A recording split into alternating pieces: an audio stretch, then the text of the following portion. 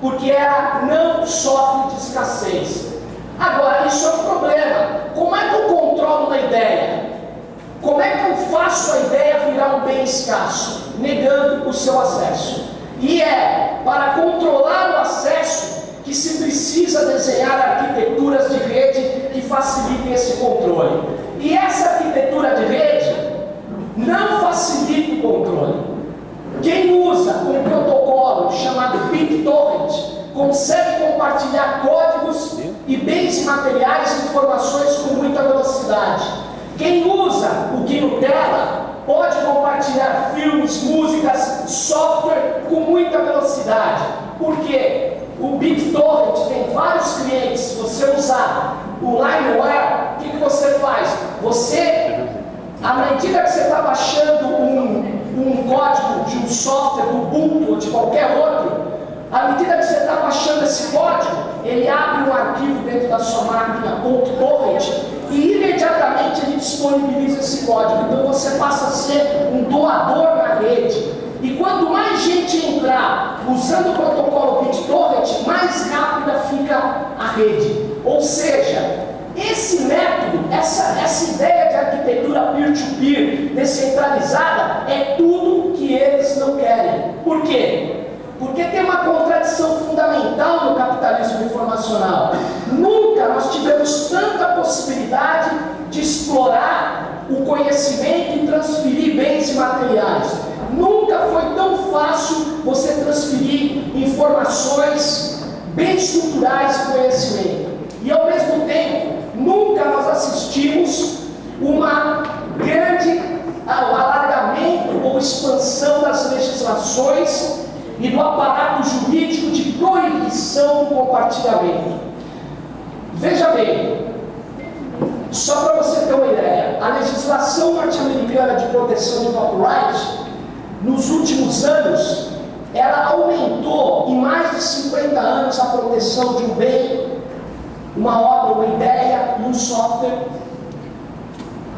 Mais de 50 anos depois da morte do seu autor.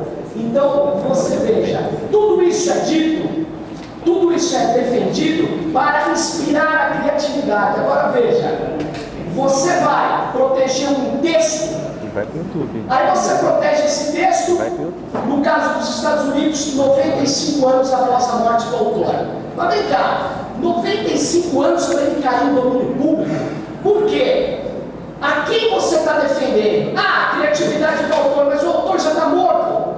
Então por que você estende isso? Porque isso é de interesse de grandes corporações que querem viver do seu catálogo, que querem viver e bloquear o conhecimento.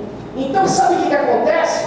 Nós estamos no momento onde as redes e os bens digitais permitem que a gente compartilhe como nunca se compartilhou conhecimento na história da humanidade. Mas ao mesmo tempo, essas possibilidades de geração de riqueza, esses megagrupos que controlaram a economia agroindustrial querem entrar no ambiente de redes e fazer do ambiente de redes um mundo concentrado e monopolizado da sociedade industrial.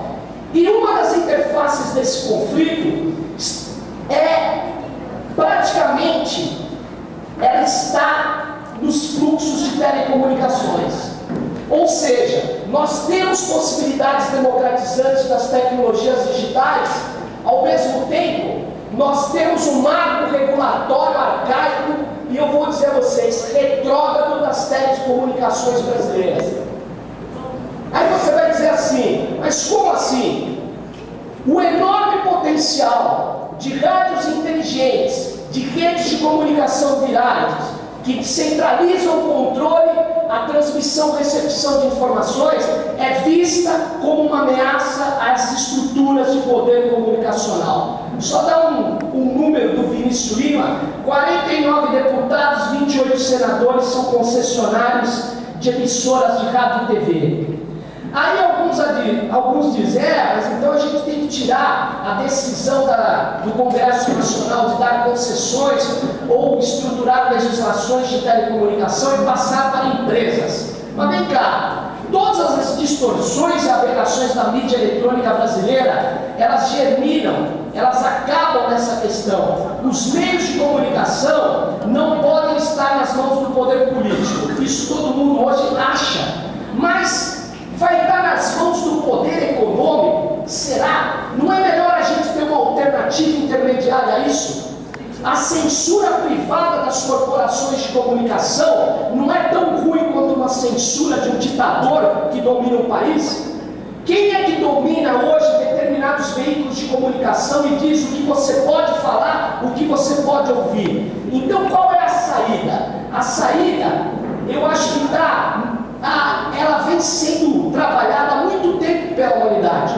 Eu vou pegar um dos grandes pensadores da comunicação, um poeta que talvez vocês conheçam, Bertolt Brecht. Ele escreveu em 1932, não existia nem sonho da internet.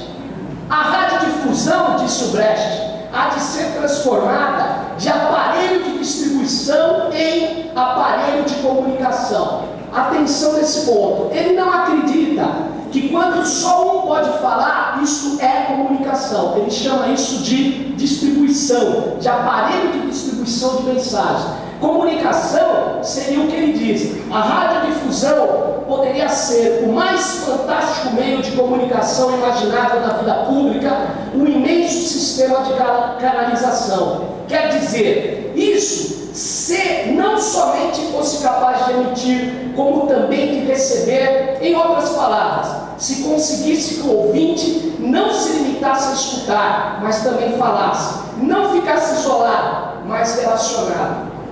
O que o Brecht está falando aqui, até parece que em 1932 ele estava defendendo a internet, as redes, a interatividade, e é exatamente isso que ele está defendendo. Mas repare numa coisa, ele está dizendo que isso não existia, não é por impossibilidade técnica, é por decisão política, cultural, ideológica. Temos que questionar as afirmações de neutralidade ou imutabilidade das decisões técnicas.